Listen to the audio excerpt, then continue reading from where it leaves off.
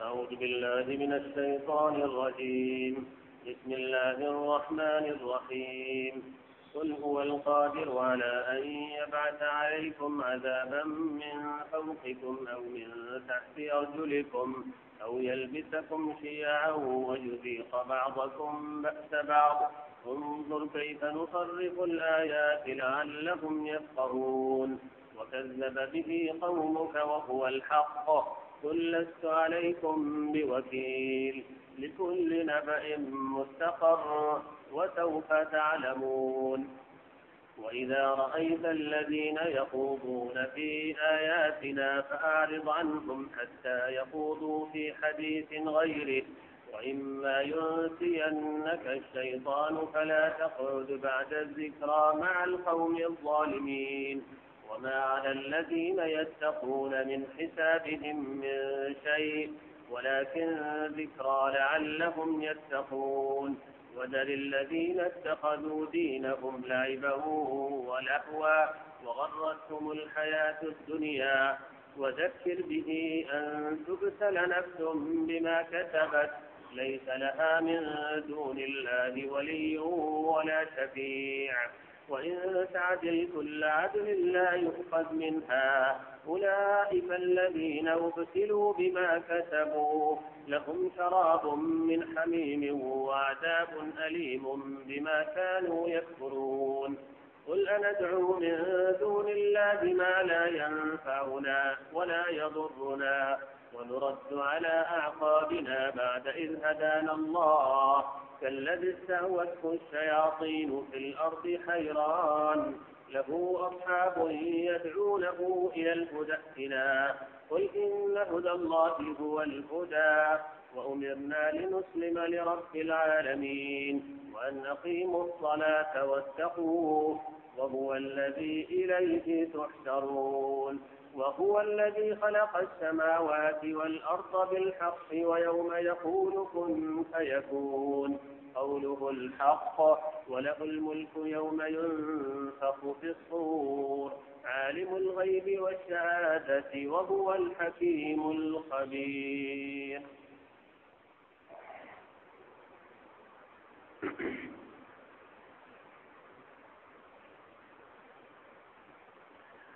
اس وقت ان آیتوں کی تلاوت کی گئی ہے سورہ انعام کی آیت نمبر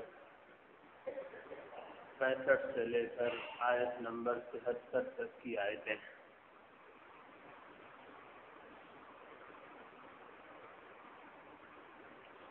آیات کی تشریح سے پہلے دل میں خیال آیا ایک بات عرض کر دوں. جانتے ہم سب ہیں مقصد صرف یاد کرنا اور یاد دلانا ہے. قرآن مجید کا سننا یا اس کا پڑھنا یا دنیا کے کسی عام کتاب یا کلام یا الفاظ کے پڑھنے اور سننے سے بالکل مختلف چیز ہے. بعض بزرگوں نے بڑی عجیب و غریب ایک بات کہی اور بالکل حق ہے.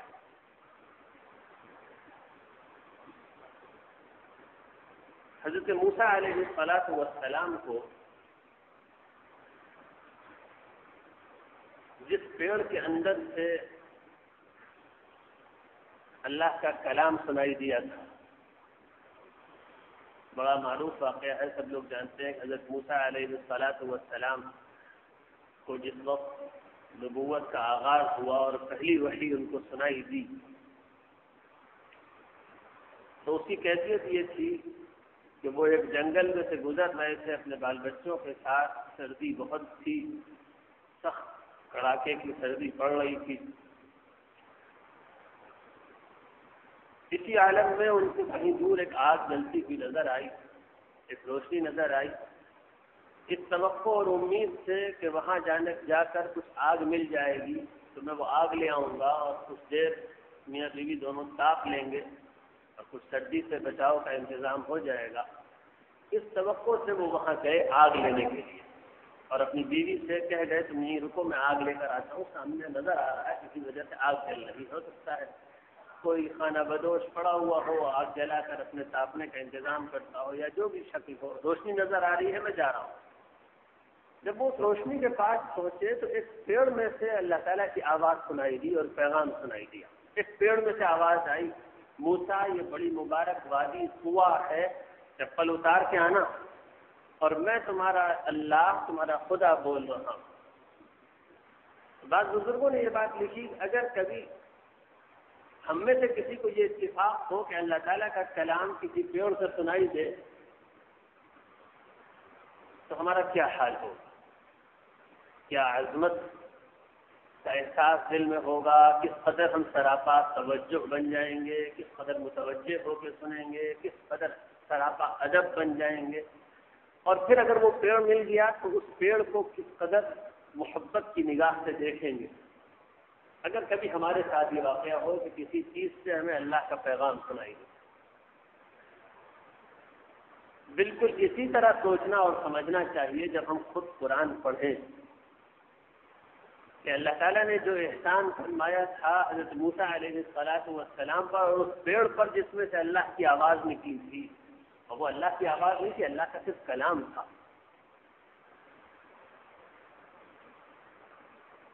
جس پیڑ میں سے اللہ کا کلام نکلا تھا اور پیغام سنائی دیا تھا، اللہ تعالیٰ کا کتنا بڑا احسان ہے کہ ہم نامبارک اور ہم گناہگاروں کی زبان سے اسی طریقے سے دن رات اللہ کا کلام نکلتا ہے، اور اللہ کا پیغام ہی اسی زبان سے ادا ہوتا ہے، اور ہم سب وہی پڑھتے ہیں جس طرح اس مبارک پیڑ میں سے آواز آئی تھی۔ بلکہ قرآن مجید کی تلاوت سے زیادہ فائدہ ہو، قلب میں ایمان زیادہ تازہ ہو، زیادہ نفع ہو، اس کے لیے بطور علاج بھی یہ طریقہ بتایا جاتا ہے کہ جب قرآن مجید کی تلاوت ہم کریں تو تصور یہ ہو کہ جس طریقے سے اس پیڑ میں سے اللہ کا کلام نکلا تھا، اسی طریقے سے میرے اندر سے اللہ کا کلام نکل رہا ہے۔ فرق کوئی نہیں، اس پیڑ میں سے اللہ کا کلام نکلا تھا، ہماری زبان سے اللہ کا کلام نکلتا ہے۔ اس ادب اور توجہ اور اس سعادت کے احساس کے ساتھ جب قرآن پڑھا جائے کہ کہاں ہم اور کہاں رب العالمین کا کلام، تو انشاءاللہ سننے والے اور پڑھنے والے دونوں کو نفع بھی بہت زیادہ ہوگا۔ ایک عجیب اصول رسول اللہ صلی اللہ علیہ وسلم نے دینی معاملات کے سلسلے میں بتایا ہے۔ ایک عجیب اصول ہے، آپ نے فرمایا انا عند ظن عبدی بی، میرے بارے میں میرا بندہ جو گمان کرے گا میں اس کے ساتھ وہی معاملہ کروں گا۔ میرا بندہ میرے ساتھ جیسا گمان رکھے گا میں اس کے ساتھ وہی معاملہ کروں گا۔ اب اگر قرآن پڑھنے والا، قرآن سننے والا یہ گمان کرے کہ میں قرآن پڑھ رہا ہوں اور اللہ تعالیٰ کی رحمت مجھ پر اتر رہی ہے، آسمان سے اتر رہی ہے، میرے قلب پر رحمت اور سکینت اتر رہی ہے، جیسا کہ حدیث میں آیا ہے کہ رسول اللہ صلی اللہ علیہ وسلم نے قرآن مجید جس جگہ پڑھا جاتا ہے اس جگہ کے بارے میں بتایا کہ یہاں پر اللہ کی رحمت اترتی ہے آسمان سے۔ اب اگر اس یقین کے ساتھ کوئی قرآن مجید پڑھے یا قرآن کے درس کی محفل میں شریک ہو کہ جیسا کہ رسول اللہ صلی اللہ علیہ وآلہ وسلم نے بتایا کہ جب کسی جگہ کچھ لوگ جمع ہوتے ہیں اور قرآن پڑھتے ہیں اور قرآن کا درس لیتے ہیں، یہ سب الفاظ ہیں حدیث کے، مجتمع قوم فی بیت من بیوت اللہ یتلون کتاب اللہ ویتدارسونہ بینہم الا نزلت علیہم السکینہ والا نزلت علیہم الرحمہ وإلا نزلت عليهم السكينة وغشيتهم الرحمة وحفت بهم الملائكة۔ کوئی جماعت جب اللہ کے گھروں میں سے کسی گھر میں جمع اور اللہ کی کتاب کی تلاوت ہو اور اس کا درس دیا جائے اور سنا جائے تو اس کے اوپر 3 نعمتیں نقد اترتی ہیں۔ سب سے پہلی چیز ایک خاص روحانی نعمت سکینت اترتی ہے، اور سکینت کی میں تشریح اس مجلس میں ایک سے زائد بار بار کر چکا ہوں، یہ خاص روحانی نعمت ہے۔ ایک خاص روحانی احساس، ایک خاص روحانی احسان ہے اللہ تعالیٰ کا۔ ایک اللہ کی طرف سے ایک چیز اترتی ہے جس سے جو بہت اطمینان، بہت سکون، بڑی فرحت، بہت یقین، بہت بھروسے کی کیفیت دلوں کے اندر پیدا کر دیتی ہے۔ سارا عالم بے چین اور اضطراب کا شکار ہوتا ہے، اور وہ اہل ایمان جو دینی اعمال میں اور روحانی اعمال میں مشغول ہوتے ہیں وہ سکینت کی ٹھنڈک کے سائے میں ہوا کرتے ہیں۔ سکینت اترتی ہے۔ اب کسی کا یقین ہی کمزور ہو تو الگ بات نہیں، کسی کو اللہ اور اس کے رسول کے وعدوں پر یقین ہی نہ آتا ہو تو اس کا دل ایک بیماری کا روگی ہے۔ ورنہ حقیقت یہ ہے کہ اللہ اور اس کے رسول کا وعدہ ہے، قرآن میں بھی سکینت کے اترنے کے وعدے کیے گئے، اور احادیث میں بھی رسول اللہ صلی اللہ علیہ وسلم نے ذکر پر، تلاوت پر، درس پر، دینی مجلسوں پر سکینت کے اترنے کا وعدہ فرمایا۔ اور خاص بات اس نعمت کی یہ ہوتی ہے کہ جس بندے کو یہ نعمت جتنی ملی ہوئی ہوتی ہے اس کو جس طریقے سے اور دنیا کی خوشیوں اور دنیا کے مزوں کا ایک احساس ہوتا ہے کہ مجھے یہ مزہ مل رہا ہے۔ مثلاً کوئی اگر ایئر کنڈیشن میں بیٹھا ہوا ہے، تپتی دھوپ میں، باہر لوگ پریشان ہیں، وہ تپتی دھوپ سے آتا ہے ایئر کنڈیشن کمرے میں جہاں ٹیمپریچر بہت اچھا ٹھنڈا ہے، اس میں جا کر بیٹھتا ہے، تو ایسا نہیں ہے کہ اس کو پتہ نہیں کہ باہر کیا حال ہے اور اس کا کیا حال ہے، وہ محسوس کرتا ہے کہ وہ کس قدر آرام میں ہے۔ بالکل اسی طریقے سے سکینت کی ایک لذت اور اس کا مزہ اور اس کی فرحت اور اس کا سرور، یہ ایک ایسی نعمت ہے کہ اللہ کے جن اہل دین بندوں پر یہ چیز اترتی ہے ان کو اس کا اتنا احساس ضرور ہوتا ہے جتنا ان کے اوپر یہ اترتی ہے۔ ہم جیسے لوگوں پر کم اترتی ہے، لیکن ایسا نہیں ہے کہ الحمدللہ نہیں اترتی۔ گناہگار تو ہم بہت ہیں، اور یہ تو بڑی نعمت ہے، اس سے بہت ہی چھوٹی سے چھوٹی کسی نعمت کے بھی حقدار نہیں، لیکن ان کا کرم ہے کہ اس نعمت سے بھی محروم اس نے نہیں رکھا ہے اہل ایمان۔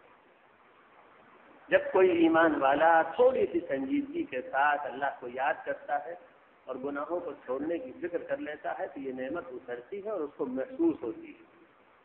اور جن لوگوں کا حال بہت اچھا ہوتا ہے ان کے لیے تو یہ چیزیں بالکل محسوس حقیقتیں ہوتی ہیں اور ان کو اس کا بہت زیادہ ادراک اور احساس ہوتا ہے۔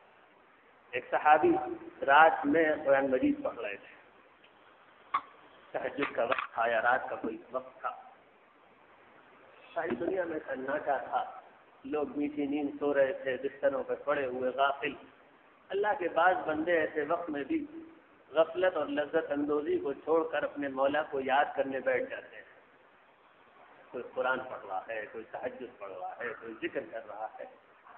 کیونکہ یہ لوگ ڈھنڈورا نہیں پیٹتے اور بازار نہیں لگاتے، اس لیے ہم جیسوں کو پتہ نہیں ہے کہ الحمدللہ ان کی تعداد اچھی خاصی ہوتی ہے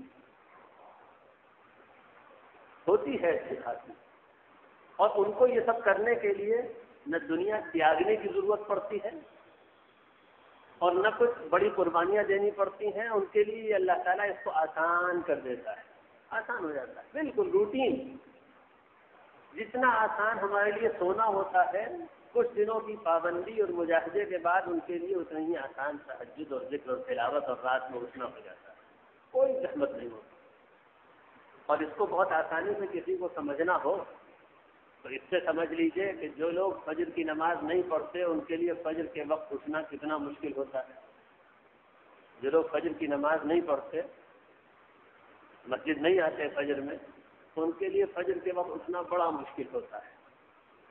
اور بھی اس سے بھی زیادہ خراب حال اس کا ہوتا ہے کہ جس کو ان چیزوں کی طرف توجہ دلائی جائے تو اس کو وحشت ہوتی ہے، کیا باتیں ہو رہی ہیں، یہ سب شیطان کے اثرات ہیں۔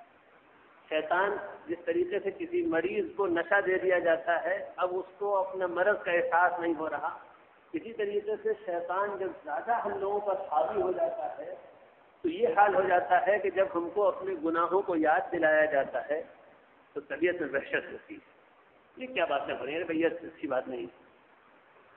یہ اسی طریقے سے ہے جس طریقے سے آپریشن کے بعد کلوروفارم کا اثر وڈرا کیا جاتا ہے تو مریض کو تکلیف ہوتی ہے، لیکن اگر وہ اس کی اس تکلیف کا خیال رکھا جائے اور کلوروفارم کا اثر اس کے اوپر باقی رہنے دیا جائے تو کچھ دیر بعد وہ کوما میں چلا جائے گا، اس کا دماغ مر جائے گا تو موت ہو جائے گی۔ بالکل یہی حال گناہوں کا ہے۔ جب انسان گناہوں میں لت پت ہو جاتا ہے، ڈوب جاتا ہے، عادی ہو جاتا ہے، اور جیسا کہ قرآن نے کہا استحوذ علیہم الشیطان، شیطان ان کو چاروں طرف سے گھیر لیتا ہے، کیپسول بنا دیتا ہے، ہدایت اندر گھس نہیں پاتی، راستہ اس کے لیے بند کر دیا جاتا ہے۔ تو ایسے لوگوں کا حال یہ ہوتا ہے کہ جب ان سے کہا جاتا ہے یہ گناہ ہے اور ہم لوگ یہ گناہ کرتے ہیں اور یہ گناہ کرتے ہیں، تو ان کو بجائے اس کے کہ رغبت ہو، توجہ ہو، دل میں یہ خیال پیدا ہو کہ ہم انشاءاللہ گناہوں کو چھوڑنے کی کوشش کریں گے اور اللہ کے حکموں کی پابندی کی کوشش کریں گے، ان کو وحشت شروع ہوتی ہے۔ اور میں یہ بات اس لیے کہتا ہوں کہ میں دیکھتا ہوں مجموعوں میں جہاں اس طرح کی باتیں کہنی شروع کی، فوراً بعض لوگوں کے چہرے دائیں اور کوئی گھڑی دیکھ رہا ہے، کیا ہو رہا ہے؟ میرے بھائی یہ مرض ہے، مرض۔ اپنے مرض کی فکر ہم سب کو کرنی چاہیے۔ میں یہ کر رہا تھا کہ دن ان صحابی کا نے جب قرآن مجید رات میں پڑھنا شروع کیا تو تھوڑی دیر میں انہوں نے دیکھا کہ ان کا گھوڑا جو باہر بنا ہوا تھا وہ عجیب مستی کے حال میں ہو رہا ہے، کود رہا ہے۔ چپ گئے وہ دیکھتے ہوئے گھوڑے کو۔ جیسے ہی انہوں نے قرآن مجید پڑھنا بند کیا، گھوڑا سکون سے کھڑا ہو گیا۔ پھر قرآن مجید انہوں نے پڑھنا شروع کیا، گھوڑے کو مست تاری ہو گیا، مست ہے، کود رہا ہے، ناچ رہا ہے۔ جب 2-3 مرتبہ یہی ہوا کہ جب وہ چپ جائیں تو گھوڑا ساکت ہو جائے، خاموش کھڑا ہو جائے، اور جب وہ قرآن مجید پڑھنے لگے تو گھوڑا عجیب مست کے عالم میں مست ہو جائے تو وہ اپنی خود نشستگاہ سے باہر نکلے۔ اب آ کے انہوں نے دیکھا تو آسمان میں نور کے قمقمے نیچے آ رہے تھے، اور جب انہوں نے قرآن مجید پڑھنا بند کیا تو وہ دھیرے دھیرے اوپر جانے لگے۔ پھر انہوں نے قرآن مجید پڑھنا شروع کیا تو آسمان سے نور کے قمقمے نیچے چلے آ رہے تھے۔ صبح ہوئی تو رسول اللہ صلی اللہ علیہ وآلہ وسلم سے انہوں نے تذکرہ کیا، غالباً حضرت معاذ ابن جبل کا واقعہ ہے یا سعد ابن معاذ کا، نہیں، حضرت اسید ابن خضیر کا واقعہ ہے۔ صبح ہوئی، انہوں نے رسول اللہ صلی اللہ علیہ وسلم سے ذکر کیا، اللہ کے رسول رات یہ واردات ہوئی، ایسا ایسا واقعہ ہوا۔ آپ نے فرمایا کاش تم پڑھتے رہتے، یہ فرشتے تھے جو سکینت کی نعمت لے کر اتر رہے تھے، کاش تم پڑھتے رہتے، یہ فرشتے تھے جو سکینت کی نعمت لے کر اتر رہے تھے، اور اگر تم پڑھتے رہتے تو مدینے والوں کے بیچ میں یہ نور اتر کر رہتا، اگر تم پڑھتے رہتے تو مدینے والوں کے بیچ میں یہ نور اتر کر رہتا۔ تو جن کا حال اچھا ہوتا ہے ان کو یہ سب کچھ بھی نظر آتا ہے۔ تو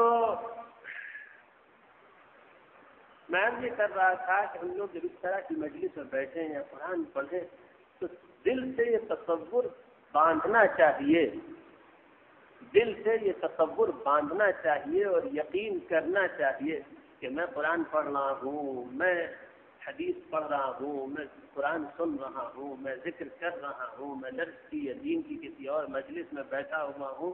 اس وقت میری زبان جب قرآن پڑھ رہی ہے یا پھر میرے کان جب دین کی بات سن رہے تھے تو آسمان سے سکینت اتر رہی ہے، میرے دل پر نازل ہو رہی ہے، اور اس کی گندگیاں اور اس کے گناہوں کی آلائش اس سے رخصت ہو رہی ہے۔ حدیث میں آتا ہے رسول اللہ صلی اللہ علیہ وسلم نے فرمایا انا عند ظن عبدی بی، میرا بندہ مجھ سے جو گمان کرتا ہے میں اس کو پورا کرتا ہوں۔ اگر ہم قرآن اس یقین کے ساتھ پڑھیں گے اور دین کی مجلس میں اس احساس کے ساتھ بیٹھیں گے کہ اس وقت ہم پر سکینت اتر رہی ہے تو وہ اور زیادہ اترے گی۔ جتنا ہم اللہ سے اس سلسلے میں اس کے وعدوں کے پورے ہونے کا گمان کریں گے اور یقین کریں گے اتنا ہی زیادہ فائدہ ہوگا، اور اتنا ہی پھر ان مجلسوں سے ہم پر اثر پڑے گا۔ اصل جو مقصد ہے کہ اللہ کو راضی کرنے والی زندگی بن جائے، اللہ سے تعلق قائم ہو جائے، گناہ چھوٹ جائیں، دلوں کا تزکیہ ہو جائے، اللہ کی یاد میں ذکر میں مزہ آنے لگے، ایمان کی حلاوت میسر آ جائے، ایمان کی مٹھاس آ جائے، تو انشاءاللہ یہ سب کچھ بھی ہوگا۔ آج جو آیتیں تلاوت کی گئی ان میں توحید، اچھا جزاک اللہ، تو یہ بات نکل آئی، بڑا اچھا کیا ان بھائی صاحب نے پوچھ لیا کہ حدیث میں آتا ہے 3 چیزیں اترتی، ایک چیز تو سکینت ہے جس کی میں نے ابھی تشریح کی، دوسری چیز حدیث میں آتی ہے کہ جب بندہ کوئی تلاوت کرتا ہے، درس سنتا ہے یا درس دیتا ہے، قرآن کی تشریح کرتا ہے، یہاں تک کہ قرآن کے الفاظ بھی پڑھتا اور پڑھاتا ہے، یہ سب کچھ اس حدیث میں داخل ہے۔ وَيَتَدَارَسُونَهُ بَيْنَهُمْ إِلَّا نَزَلَتْ عَلَيْهِمُ السَّكِينَةُ وَغَشِيَتْهُمُ الرَّحْمَةُ، اور اللہ کی رحمت ان کو ڈھانپ لیتی ہے۔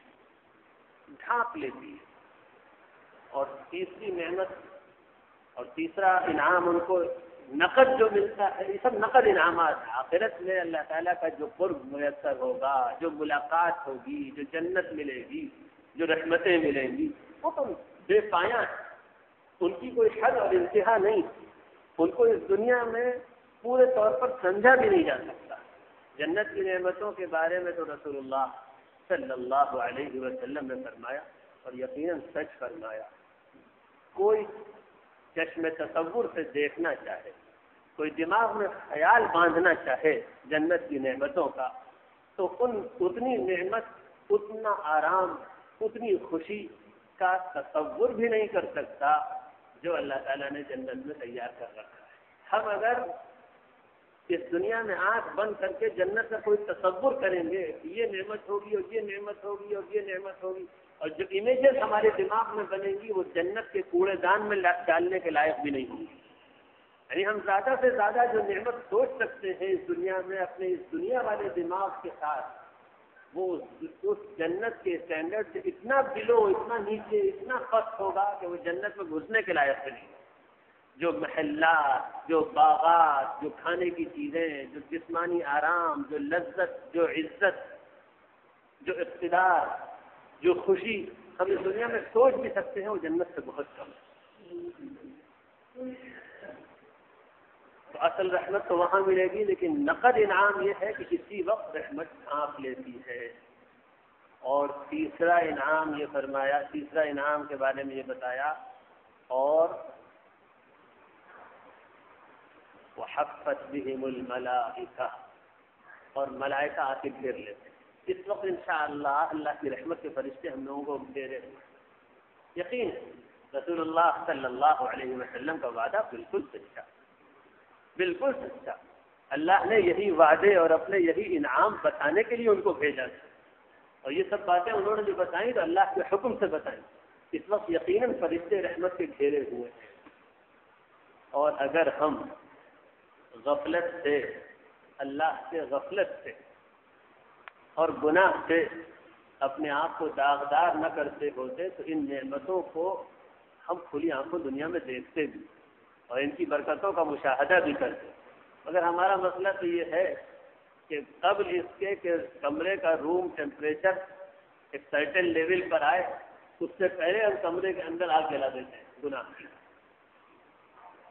ایک تپتے ہوئے کمرے کے اندر کسی وقت اللہ کی رحمت کا کنڈیشنر لگاتے ہیں، قبل اس کے کہ اس کا کچھ اثر پڑے اور کچھ ماحول کا ٹیمپریچر کچھ کول ڈاؤن ہو، اس سے پہلے گناہ کی آگ جلا دیتے ہیں، اس سے پہلے غفلت کا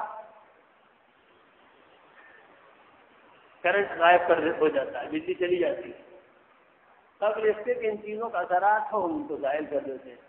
اگر استقامت والی زندگی ہو، اللہ کے حکموں کی پابندی اور زیادہ سے زیادہ اس کی یاد اور کم سے کم اس کی غفلت، تو انشاءاللہ وہ ہوگا جس کا قرآن میں وعدہ کیا گیا ہے کہ جو لوگ یہ کہتے ہیں ربنا اللہ ثم استقاموا، اللہ ہمارا مالک اور مولا ہے، اور پھر جم جاتے ہیں اس عہد پر، پھر کھڑے ہو جاتے ہیں اس عہد پر، اور جب وہ مالک ہے تو پھر اب اس کا حکم پورا کرنا ہے، اب اس کے حکم نہیں ٹوٹنے، اب اس کے فرائض انجام دینے ہیں، اب اس کے دین کی نصرت اور مدد کرنی ہے، اب غلامانہ زندگی گزارنی ہے۔ تو کیا ہوتا ہے؟ پھر فرشتے اترتے ہیں ان کے اوپر اور ان سے کہتے ہیں اللہ تخافوا ولا تحزنوا وابشروا بالجنة التي كنتم توعدون، ڈرو مت، کسی چیز کا غم نہ کرو، کسی چیز کا غم مت کرو، اور اس جنت کی خوشخبری لے لو جس کا اللہ نے تم سے وعدہ کیا ہے۔ اور اسی کا نتیجہ یہ ہوتا ہے کہ اہل اللہ پر دنیا میں جو غم آتے ہیں اس کا اثر ان کے اوپر اس سے بہت کم ہوتا ہے جتنا ہم لوگوں کے اوپر ہوتا ہے۔ طبعی اثر تو ہوتا ہے، رسول اللہ صلی اللہ علیہ وسلم پر بھی اثر ہوتا تھا۔ جب بچہ ہاتھ سے چلا گیا اور بچے کی وفات ہوئی تو آنکھوں نے آنسو بہائے، لیکن بے چینی الحمدللہ نہیں ہوتی۔ الحمدللہ بے چینی اور بے قراری کی کیفیت بڑے سے بڑے حادثے پر بھی اہل اللہ کے یہاں نہیں ہوا کرتی۔ اور اسی لیے آپ دیکھ لیجئے، جب اللہ کے نیک بندوں کے ہاں کوئی اچانک کا حادثہ بھی ہوتا ہے تو نہ عورتوں کی آواز باہر آتی ہے، نہ لوگوں کے معاملات متاثر ہوتے ہیں، نہ کوئی ایسی بے قراری ہوتی ہے۔ غم تو ضرور ہوتا ہے، لیکن بالکل یقین اور بھروسہ بھی ہوتا ہے کہ یہ حادثہ اللہ کا بھیجا ہوا ہے اور وہ ہمارا اصل محبوب ہے، ہم اس کے ہر فیصلے پر راضی ہیں۔ ابھی کل ایک جنازے میں شرکت تھی، ایک بڑے قدیم دیندار دینی کارکن کا جنازہ تھا، سب بچے موجود تھے، کسی ایک کی زبان سے بھی شکر کے علاوہ کوئی کلمہ نہیں نکلا۔ سب اعزا موجود تھے، 8 بیٹے ان کے تھے موجود، ہم لوگ گئے، شریک ہوئے، سب سے ملے، سب نے معانقہ کیا، بلکہ کئی ایک نے تو مسکرا کر معانقہ۔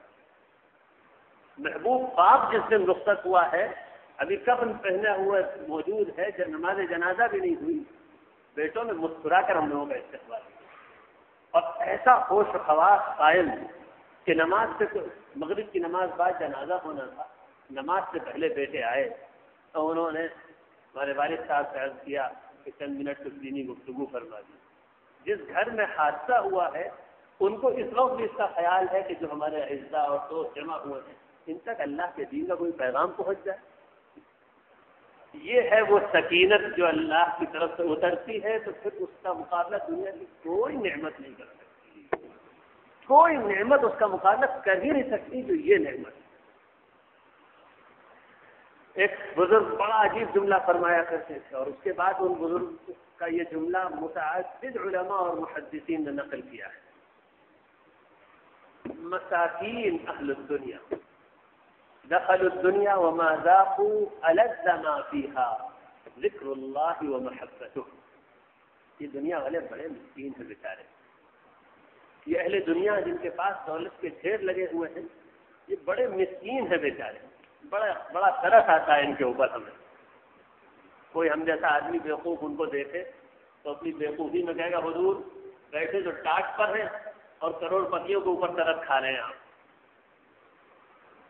بیٹھے تو آپ ٹاٹ پر ہیں اور کروڑ پتیوں کے اوپر آپ ترس کھا رہے ہیں۔ جی، جس کو دل کی دولت مل جاتی ہے وہ ایسے ہی سب کو بڑا قابل رحم پاتا ہے۔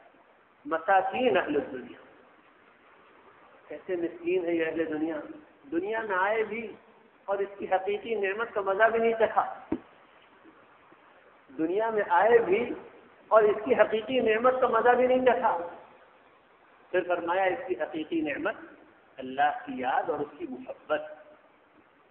اس کی حقیقی نعمت، اس دنیا کی حقیقی نعمت اللہ کی یاد اور اس کی محبت۔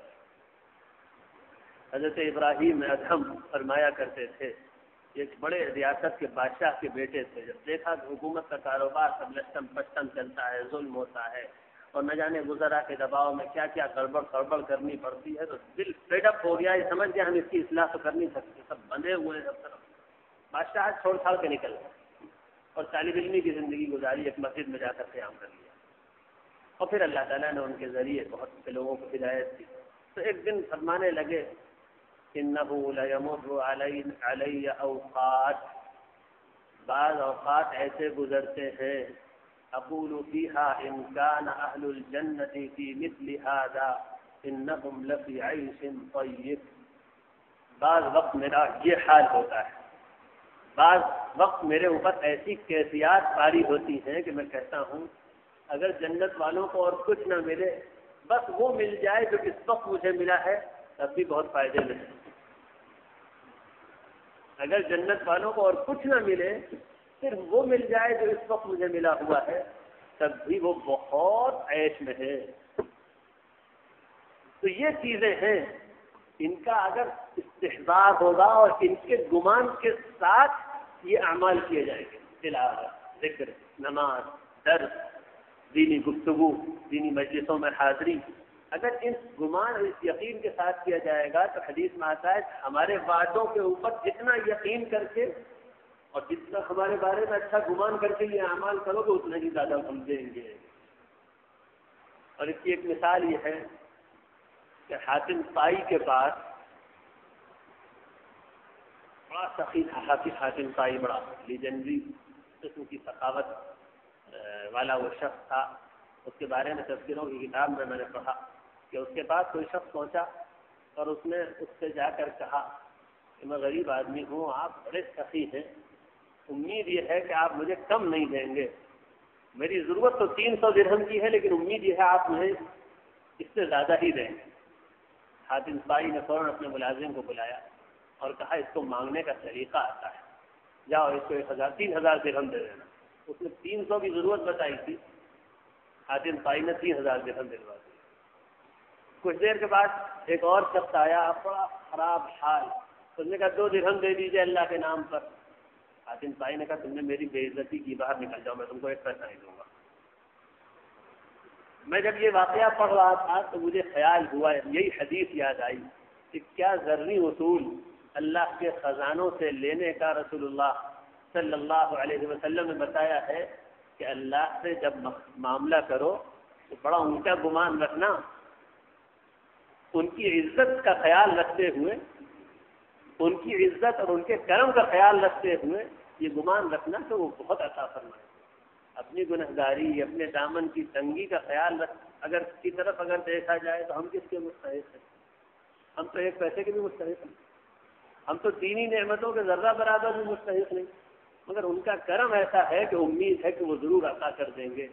اگر ہم دین کی مجلسوں میں اس خیال کے ساتھ بیٹھا کریں گے، اس خیال کے ساتھ تلاوت کیا کریں گے، اس خیال کے ساتھ نماز پڑھیں گے کہ رحمت اتر رہی ہے، اللہ کی رحمت اتر رہی ہے، تو چند دنوں میں محسوس ہوگا کہ ہاں وہ رحمت اتر رہی ہے، وہ سکینت محسوس ہونے لگے گی، دل اس کا احساس کرنے لگے گا اور اپنی حالت میں فرق نظر آنے لگے گا، اپنی حالت میں فرق نظر آنے لگے گا۔ اللہ کرے ہم سب کی حالت میں بہتر سے بہتر فرق آ جائے۔ اس وقت جن آیتوں کی تلاوت کی گئی ان میں توحید بھی ہے اور آخرت کے خطرناک انجام سے ڈراوا بھی ہے، خاص طور پر وہ لوگ جو بالکل اللہ سے بے پرواہ ہو کر گناہ، اس کی نافرمانی اور اس سے بغاوت اور انکار والی زندگی گزارتے ہیں، ان کے لیے شدید انذار اور ڈراوا ہے۔ سب سے پہلے تنبیہ کی گئی کہ نافرمانوں، تم لوگ جو نافرمانی کی زندگی گزارتے ہو اللہ کے عذاب سے نجنس مت رہنا۔ قل هو القادر على ان يبعث عليكم عذابا من فوقكم، وہ اس پر قادر ہے کہ تم پر، اے محمد ان سے بتا دو کہ اللہ تعالیٰ اس کی قدرت رکھتا ہے کہ آسمان سے تم پر عذاب بھیج دے، بادل عذاب بن جائیں، سورج عذاب بن جائے، طوفان عذاب بن جائے، آندھیاں اور ہوا عذاب بن جائیں، سب اس کے لشکر۔ قرآن میں ان چیزوں کو اللہ کے لشکر اور اس کی فوج کہا گیا ہے۔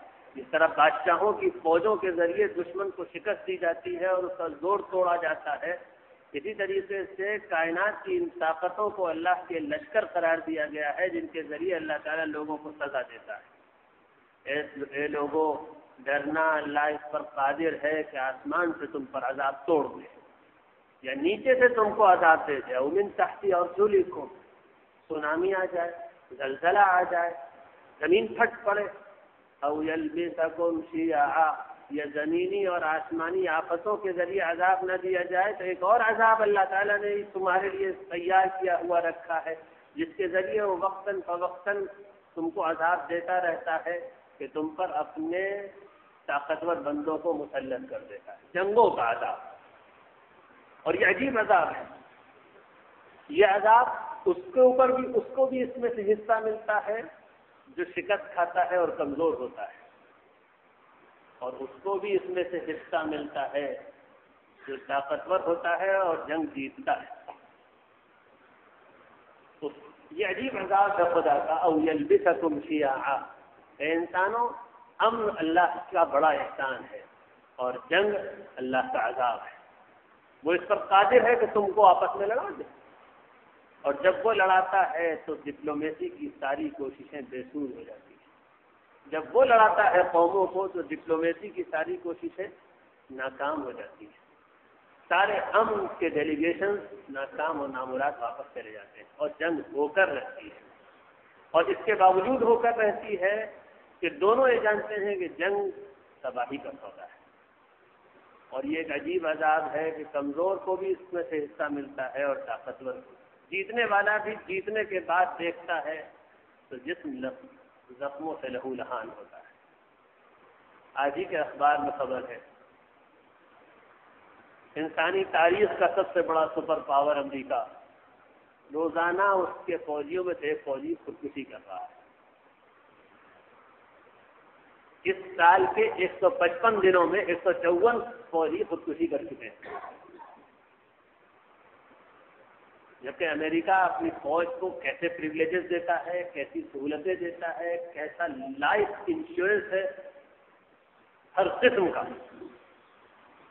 اس سب کے باوجود جنگ ایسی بے چین چیز ہے، جنگ ایسی ہی دلوں کو دہلا دینے والی چیز ہے کہ امریکہ کا ہر فوجی جو بالکل گویا ایک شل کے اندر رہتا ہے، بہت ہی کبھی اتفاقیہ ہی موت آ جائے تو آ جائے، ورنہ انسانوں میں کوئی عام آدمی اتنا محفوظ نہیں ہوتا جتنا جنگ کے میدان میں امریکی فوجی ہوتا ہے۔ اس لیے کہ جس طریقے سے ڈسٹینس تعلیم ہوتی ہے، امریکہ کی جنگ بھی ڈسٹینس جنگ، بیٹھے بیٹھے ڈیگو گارشیا سے بیٹھ کے جنگ ہو رہی ہے افغانستان میں۔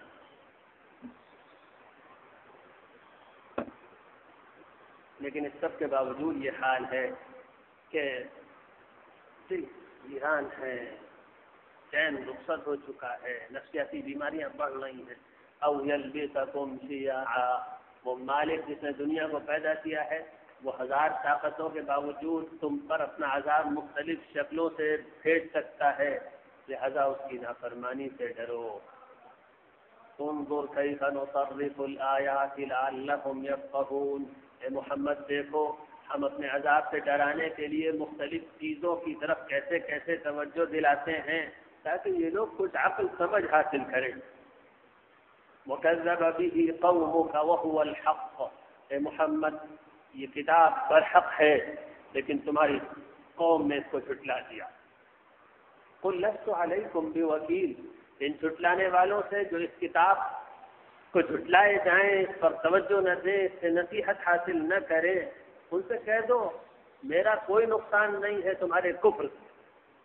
لست علیکم بوکیل، میں کوئی زبردستی تم پر ہدایت مسلط کرنے والا نہیں، خود تمہارے اندر طلب ہوگی تو ہدایت ملے گی، اور تم ہدایت حاصل نہ کرنا چاہو تو رسول کو زبردستی لوگوں کا گریبان پکڑ کے ان کو کفر سے اور گمراہی سے نکال کر جنت میں پہنچانے کے لیے نہیں بھیجا گیا۔ قل لست علیکم بوکیل۔ ذرا ایک پہلو پر اور بھی توجہ دیجیے۔ یقیناً رسول اللہ صلی اللہ علیہ وآلہ وسلم کے اوپر یہ آیت جب اتری تو اس کا اصل خطاب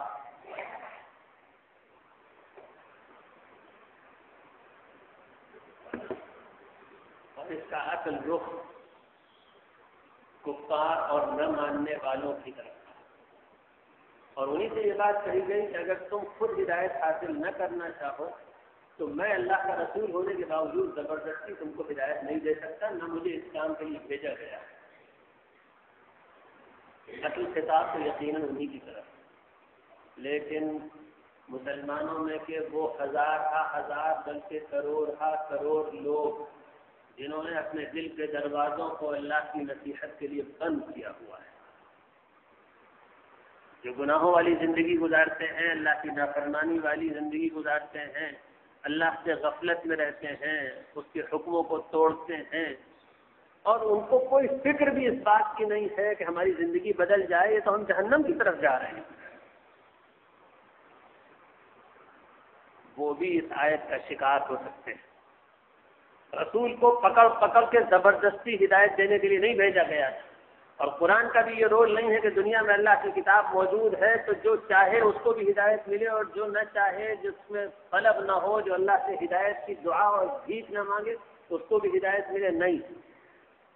جس میں طلب نہیں ہوگی، جس میں سنجیدگی نہیں ہوگی، جو اللہ کی اطاعت نہیں کرے گا، جو اس کے عذاب سے نہیں ڈرے گا، جو جہنم سے نہیں ڈرے گا، جو دین کی مجلسوں میں نہیں جائے گا، جو اپنے آپ کی اپنی اصلاح کی فکر نہیں کرے گا، جو اللہ سے ہدایت کی دعائیں نہیں مانگے گا، جو اپنے گناہوں کے پیچھے اس طریقے سے نہیں پڑے گا جس طریقے سے ہم لوگ مہلک مرضوں کے پیچھے پڑا کرتے ہیں، جو اپنے دل کے اور جسم کے گناہوں کے علاج کی فکر نہیں کرے گا، قُل لَسْتُ عَلَيْكُمْ بِوَكِيلٍ۔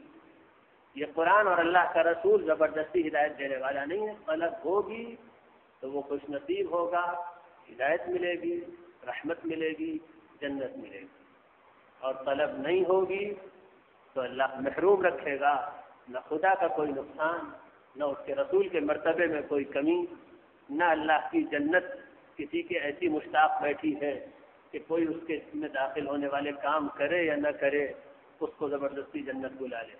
قُل لَسْتُ عَلَيْكُمْ بِوَكِيلٍ۔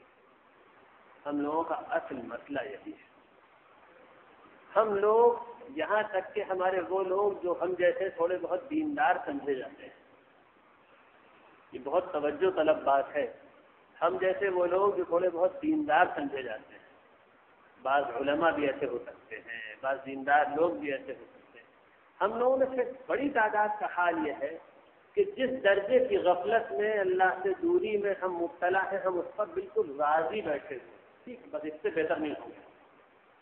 جو غیبت کرتا ہے اس کو اپنی غیبت کے علاج کی فکر نہیں، جس میں حسد ہے وہ اتنا غافل ہے کہ وہ یہی نہیں سمجھتا کہ میرے اندر حسد ہے، اس لیے کہ اس نے اپنے دل پر نظر کب ڈالی، اس کو پھر فرصت کب ہے فرعون اور حامان کی دولت پر نظر ڈالنے سے کہ کبھی وہ اپنی ویران اور اجڑی ہوئی دل کی بستی پر بھی نظر ڈالتا،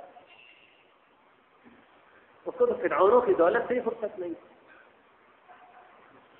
کوئی لگا ہوا ہے تو اس کو ہر وقت بس یہی نظر آ رہا ہے کہ یہ میری اولاد MBA کر لے اور انجینئر بن جائے اور فلاں بن جائے، بھلے سے جہنم کا ایندھن بن جائے۔ کوئی اپنے بارے میں سوچتا رہتا ہے، ایک مکان ہو گیا اور دوسرا ہو گیا اور تیسرا بزنس ہو گیا، تو کوئی اگر جاب میں ہے تو یہ والی مجھے ترقی مل جائے اور وہ والی ترقی مل جائے اور یہاں پر میرا تقرر ہو جائے اور میں اس سروس کو حاصل کر لوں۔ اس کے علاوہ فرصت ہی کہاں ہے کہ اپنے گناہوں پہ نظر ڈالی جائے، اپنی محرومیوں پر نظر ڈالی جائے، اپنے اللہ تعالیٰ کے جو حکم ٹوٹتے ہیں ان پر عمل کرنے اور ان کو اپنی زندگیوں میں اتارنے کی فکر کی جائے، ہے ہی کہاں پہ؟ جتنا جس کے اندر دین ہے، جو 10% مسلمان ہے وہ 10% مسلمان ہونے پر راضی، جو 20% مسلمان ہے وہ 20% کا مسلمان ہونے پر راضی، بلکہ حد آخری درجے کی بات یہ ہے کہ جو صرف ووٹر لسٹ کا مسلمان، جس کو پتہ ہی نہیں اسلام کیا ہے، اس نے سیکھا ہی نہیں، کبھی کسی عالم سے پوچھا ہی نہیں کہ وہ اسلام جو محمد رسول اللہ صلی اللہ علیہ وسلم لے کر آئے تھے وہ تھا کیا، ہم نے تو اپنی جاہل دادی اور ان پڑھ اماں سے جو سنا ہے وہی ہم اسلام سمجھتے ہیں، تو اس کو اس کی بھی فرصت نہیں کہ اپنے کسی عالم کے پاس جا کر، کسی دینی مجلس میں جا کر وہ دین سیکھنے کی کوشش کرے۔ جو نماز چھوڑتا ہے وہ نماز چھوڑنے پہ قانے ہے، جو جماعت چھوڑتا ہے وہ جماعت چھوڑنے پہ قانے ہے، اور ہم جیسے لوگ جماعت اور نماز کی تھوڑی بہت پابندی کرتے ہیں تو ان کو اس کی بھی فکر نہیں کہ ادھر اللہ اکبر کہا اور ادھر 300 کلومیٹر کی رفتار سے ذہن میں گردش شروع کی، ابھی دلی میں بیٹھا ہوا ہے، ابھی کلکتے میں بیٹھا ہوا ہے۔ کبھی کسی عالم سے یہ پوچھنے کی توفیق نہیں ہوئی کہ ہماری نماز یہ دنیا بھر میں چڑھتی ہوئی نماز ہے، اس نماز کی اصلاح کیسے ہو، پوچھا ہی نہیں کسی سے، کبھی اس کی فکر ہی نہیں کی کہ اس نماز، ہم تو یہ مذاق اڑا رہے تھے نماز کا، اللہ تعالیٰ تو دل کے ہر بھید سے واقف ہے، دماغ جہاں جہاں جا رہا ہے اس کے ریکارڈ میں سب کچھ ہے کہ کھڑا تو یہ ہمارے پاس ہے اور اس وقت اس کا دماغ اپنی دکان کے اندر ہے اس وقت، بلکہ اس سے اگلی بات ہم تو نماز پڑھتے وقت گناہوں کے بارے میں بھی سوچتے ہیں۔ ہم اللہ کے سامنے کھڑے ہیں بظاہر، نماز پڑھ رہے ہیں اور دل ہمارا گناہوں کے بارے میں سوچ رہا ہے. جس کا دین کے معاملے میں جو حال ہے وہ اس پہ راضی ہے. جس کو کینسر ہے دین کا وہ کینسر پہ راضی ہے. جس کو ایڈز ہے وہ ایڈز پر راضی ہے. جس کو ٹی بی ہے وہ ٹی بی پر راضی ہے. اس آیت کا مطلب یہ بھی ہے کہ اگر طلب نہیں ہوگی تو اگر 10% مسلمان ہو تو 10% کے اسلام پر مر جاؤ گے اور قبر میں وہی معاملہ ہوگا جو 90% خدا کی نافرمانی کے نتیجے میں ہونا چاہیے. جو 20% ہے وہ 20% کا حقدار ہے. جو 30% ہے وہ 30% کا حقدار ہے. اور اللہ تعالیٰ کا قانون یہ ہے کہ جب کسی کے اندر اپنے دین کے بارے میں فکر پیدا ہوتی ہے ہم اپنی اصلاح کریں, ہم اپنے آپ کو ٹھیک کریں گے, تو اللہ تعالیٰ پھر راستے کھولتا چلا جاتا ہے. پھر اب توفیق کے دروازے کھلتے ہیں.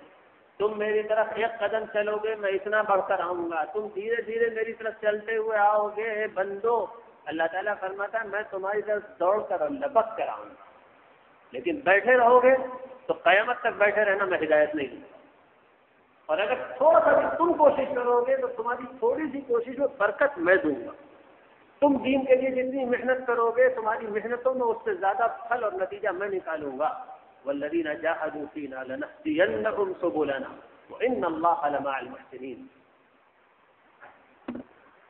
لیکن غیرت مند ہے ہمارا خدا, ہمارا مالک بہت بڑا ہے اور ہے غیرت مند.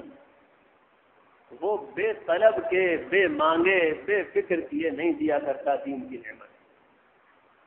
بہت سوچنے کی بات ہے یہ کہ دنیا کی نعمت کا اس کا اصول تو یہ ہے کہ اس کو بھی دیتا ہے جو اس کے لیے کوشش کرتا ہے, اور بہت سے ایسوں کو بھی دیتا ہے جو کوشش نہیں کرتے.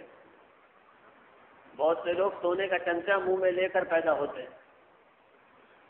ابا کروڑ پتی تو بیٹا ارب پتی, اپنے آپ بے طلب بے محنت کے مل جاتا ہے.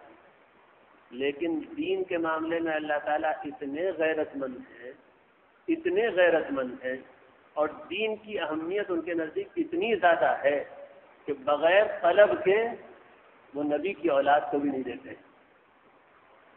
بغیر طلب کے وہ نبی کی اولاد کو بھی دین کی نعمت نہیں دیتے. نوح علیہ الصلاۃ والسلام دعا کرتے رہ گئے, اللہ میرا بچہ ہے اس کو ہدایت دے دیجیے, بچا لیجیے.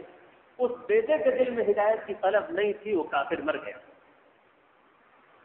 حضرت ابراہیم علیہ الصلاۃ والسلام نے بڑے درد بھرے لہجے سے اپنے کافر باپ کے لیے دعا کی, لیکن اس باپ کے اندر خود طلب نہیں تھی, جہنم میں جائے گا. اور رسول اللہ صلی اللہ علیہ وسلم نے بتایا کہ قیامت کے دن حضرت ابراہیم علیہ الصلاۃ والسلام کھڑے ہوں گے اور ان کا باپ ان کی آنکھوں کے سامنے جہنم میں ڈال دیا جائے گا. ان کی آنکھوں کے سامنے ڈال دیا جائے. تو دین کے معاملے میں تو بھائی یہ بات بہت سمجھنے کی ہے اور بہت فکر کرنے کی ہے. جتنی طلب ہوگی اسی کے اعتبار سے اللہ تعالیٰ عطا فرمائے گا. ہم لوگوں کا یہ حال بڑی محرومی کا ہے. پھر سن لیجیے, غور کیجیے, اس کو یاد رکھیے, ہم لوگوں کا یہ حال بڑی بدنصیبی اور محرومی کا ہے. بڑی بدنصیبی اور محرومی کا ہے کہ اپنے حال کے اصلاح کی اور اپنے دین کی ترقی کی کوئی فکر نہیں ہے. جتنا مل گیا ہے بس اس پہ قانع بیٹھے ہوئے ہیں. مجھے تو بڑا افسوس ہوتا ہے بعض وقت اپنے اوپر غور کر کے. 10 سال سے درس دے رہے ہیں اور درس سن رہے ہیں, جہاں سے وہیں کھڑے. پتہ نہیں کیا حاصل ان مجلسوں کا. جو نماز فجر کی مسجد میں نہیں پڑھتا تھا 10 سال پہلے اب تک نہیں پڑھتا. جو داڑھی نہیں رکھتا تھا اب تک نہیں رکھتا. حرام ہے داڑھی مڑانا. رسول اللہ صلی اللہ علیہ وآلہ مجھے صاف صاف کہتے وہ اچھا نہیں لگتا, شرم آتی ہے. لیکن میں کیسے نہ کہوں بھائی, یہ خیانت بھی تو ہوگی, پوری بات نہ کہی جائے. میں جو گناہ کرتا تھا میں خود بھی میرا خود یہی حال ہے. میں جس وقت یہ کہتا ہوں قسم بخدا آپ میں سے ہر ایک کو اپنے سے بہتر سمجھنا. اللہ نے پردہ ڈالا ہوا ہے, ورنہ میرے گناہ اور میری حقیقت اگر سامنے آ جائے تو میرے پاس کوئی بیٹھے صحیح, میرے پاس کوئی نہ بیٹھے. لیکن میں عرض کرتا ہوں داڑھی کے مسئلے پر رسول اللہ صلی اللہ علیہ وآلہ وسلم نے 10 حدیثوں میں جو حکم دیا ہے وہ یہ دیا ہے داڑھی بڑھاؤ، اور اتنی حدیثوں میں حکم ہے کہ امت کی تاریخ میں کسی ایک عالم نے بھی یہ نہیں کہا کہ داڑھی نہ رکھنا جائز ہے۔ یہ آج کل کے جو پیدا ہو گئے ہیں کچھ مغرب زدہ مفکرین، یہ داڑھی خاص طور پہ عالم عرب میں مصر وغیرہ میں ان کے الگ فتوے ہیں، ان کے اس میں مت جائیے گا، یہ تو عورتوں سے مسافہ بھی کر لیتے ہیں۔ شیخ الازہر صاحب اس سمطراق میں ہے کہ میں ازہر عالم عرب کی سب سے بڑی اسلامی یونیورسٹی کا وی سی ہوں اور شیخ الازہر ہوں۔ ایک نو مسلم خاتون نے اتنا زبردست چپت مارا ہو دین فروش ملا کے کہ دل خوش ہو گیا۔ آپ لوگوں نے نام سنا ہوگا ایوان ریڈلی کا، بی بی سی کی ایک نامہ نگار، بی بی سی کی ایک کارسپونڈنٹ تھی، چوری چھپے طالبان کی حکومت کے زمانے میں افغانستان میں تھی، اور اس نے خود اقرار کیا کہ میں ایک جاسوسی کی مشن پر تھی۔ اتفاق سے وہ طالبان کی پولیس کے ہاتھ لگ گئی، برقع اوڑھے ہوئے تھی، ان کو اندازہ ہو گیا کہ یہ ہمارے یہاں کی نہیں۔ اب جب بولا تو پشتو زبان نہیں بول پائی، تو معلوم ہوا کہ یہ ایک برٹش سٹیزن ہے اور بی بی سی کی کارسپونڈنٹ کی حیثیت سے یہ پاکستان تک آئی، اور پاکستان سے آگے یہ ایک جاسوسی کی مشن میں افغانستان میں گرفتار کر لی گئی۔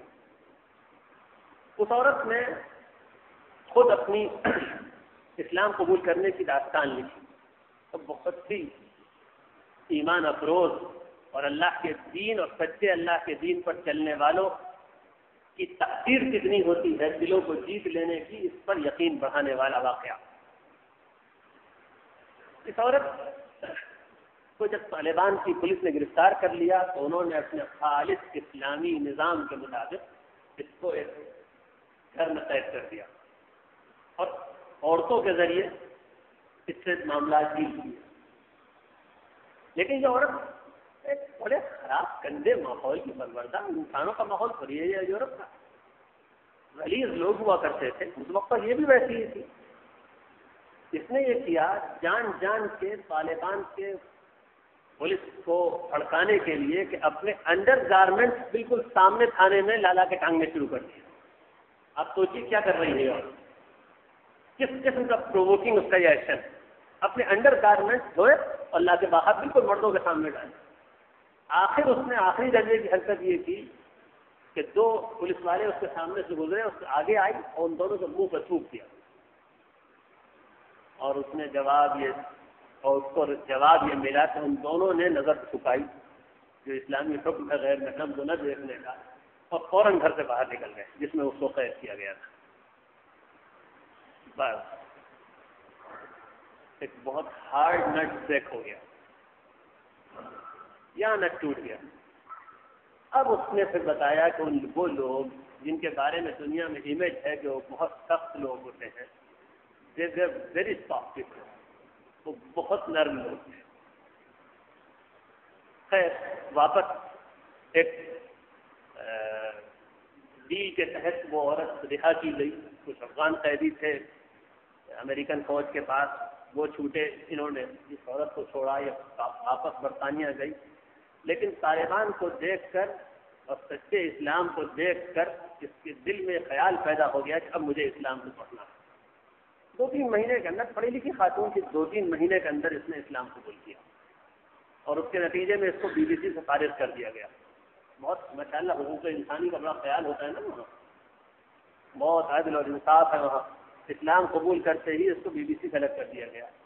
اب یہ عورت غربت کی زندگی گزار رہی ہے۔ اس نے ایک مراکش کے مسلمان عرب سے شادی کی، جس کا ایک چھوٹا سا ریسٹورینٹ ہے، میں اس میں گیا ہوں ایسٹ لندن میں، چھوٹا سا ریسٹورینٹ ہے عرب کھانوں کا، بہت چھوٹا تھا، مجھے اندازہ ہے کہ وہ کسی طرح گزر بسر ہوتی، اور وہیں ایک کونے میں بیٹھی ہوئی لکھتی رہتی ہے۔ لیکن اس نے اس کے بعد باقاعدہ ایک دین کی داعیہ اور اسلامک کاز کے لیے جدوجہد کرنے والی ایک عورت اور ایک سرگرم کارکن کا رول نبھانا شروع کیا۔ مستقل وہ لکھتی ہے مختلف اخبارات۔ واقعہ یہ ہوا اس کے ساتھ وہ مصر گئی کسی کانفرنس میں، اور وہاں ایک شیخ الازہر صاحب بھی موجود تھے اس سے پہلے والے جیسے، اور وہ آج کل کے روشن خیالوں کی طریقے سے سلام دعا کے فوراً بعد ہاتھ بڑھا دیا ملانے کے لیے، بے حیا کہیں کے وہ عورت مسلمان تھی، اس نے ہاتھ پیچھے کر لیا، اس نے کہا میں آپ کو بتاتی ہوں کہ اسلام نے عورتوں سے مسافر کی اجازت نہیں دی۔ اس پر بھی اس بے شرم ملا کو شرم نہیں آئی، کہنے لگا معلوم ہوتا ہے تم فنڈامنٹلسٹ ہو گئی ہو، اسی لیے میں کہہ رہا ہوں ان لوگوں کے فتووں پہ مت جائیے گا، ادھر کے 100 سال چھوڑ دیجئے، پوری اسلامی تاریخ میں کسی ایک عالم نے بھی یہ نہیں کہا کہ داڑھی نہ رکھنا بھی جائز ہے، کسی ایک نے نہیں کہا، اجماع ہے اس مسئلے پر، مستقل کا ایک گناہ ہم لوگ کر رہے ہیں، اور بے لذت قسم بخدا صرف شیطان کی وجہ سے، قسم بخدا صرف شیطان کی وجہ سے کرتے ہیں۔ کسی ایک داڑھی رکھنے والے نے آج تک یہ نہیں کہا کہ داڑھی کی وجہ سے مجھ کو کوئی پریشانی آتی ہے، اور بھائی اگر آئے بھی تو کیا خاص مسلمان ہے کہ اللہ کے حکم کی خاطر ہم داڑھی بھی نہیں رکھ سکتے، ہم پریشانی بھی نہیں اٹھا سکتے؟ کس منہ سے پھر اللہ اور اس کے رسول سے وفاداری کا دعویٰ ہے؟ ایک اور واقعہ سنا دوں، مجھے تو بڑی عبرت آئی۔ دین کا جذبہ ایسا ہونا چاہیے، ہم سب کو معلوم ہے سر سید مرحوم دینی چیزوں میں بہت ڈھیلے تھے، نماز کے معاملے میں خود بھی ڈھیلے تھے، کبھی پڑھ لی کبھی نہیں پڑھی۔ ان کی بایوگرافی حالی نے لکھی، اس کو ان سب کمزوریوں کا پورا احساس ہے، لیکن بے غیرت نہیں تھے دین کے معاملے۔ ایک صاحب نے یہ ذکر کیا کہ میں فلاں جگہ سرکاری انگریزوں کی حکومت زمانے میں فلاں جگہ ملازم ہوں، میرا جو باس ہے وہ نماز نہیں پڑھنے دیتا۔ سر سید نے جواب دیا نماز تو میری بھی چھوٹ جاتی ہے، مگر یہ بے غیرتی مجھ سے برداشت نہیں ہوتی کہ دنیا والوں کی خاطر اور کفار کی خاطر اللہ کا دین چھوڑا جائے۔ پھر آگے لکھا چھوڑ دیتے، تم کو تو چھوڑ دینی چاہیے تھی ملازمت، کیا ہوتا؟ بھوک سے مر جاتے، نہایت اچھا ہوتا۔ یہی جملہ ہے انشاءاللہ، اس میں ایک لفظ کا فرق نہیں، کیا ہوتا؟ بھوک سے مر جاتے، نہایت اچھا ہوتا۔ یہ کون کہہ رہا ہے؟ وہ شخص جو خود بھی کوتاہی، اللہ اس کو معاف کرے، اس کو اس کے نیک نیت کے اس کی کمیوں کو معاف کرے، اس کو جنت نصیب کرنا ہے۔ لیکن ہم لوگ عمل میں کم ہوا کرتے تھے، دین کے معاملے میں بے غیرت نہیں ہوا کرتے۔ اب تو حال یہ ہے کہ نتھو رام خوش ہو جائیں اس لیے داڑھی صاحب، اور سالک رام خوش ہو جائیں اس لیے بیوی بے پردہ، اور یہ بات ہر سطح پر ہے۔ نام نہیں لوں گا، ایک اچھے خاصے ملی لیڈر چند سالوں سے مسلسل ٹوپی اور شیروانی میں ہوا کرتے تھے، نئی حکومت آئی، انہوں نے اتنا بڑا سا ایک عہدہ ان کو دے دیا، اس کے بعد سے ان کا ٹوپی کرتا پاجامہ سب اتر گیا، پھر پرانا والا سفاری سوٹ انہوں نے بیوی سے کہہ کے نکلوایا اور نکالنا 1993 والا، اور کسی طریقے سے اس کو پھر چڑھا لیا۔ اس کے بعد سے آج تک سر پہ ٹوپی نظر نہیں آئی۔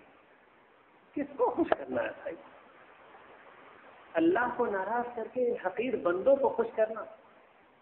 حدیث میں آتا ہے کہ رسول اللہ صلی اللہ علیہ وآلہ وسلم نے فرمایا من التمس رضا اللہ بسخط الناس کفاہ اللہ سخط الناس ومن التمس رضا الناس بسخط اللہ وکلہ اللہ الی الناس۔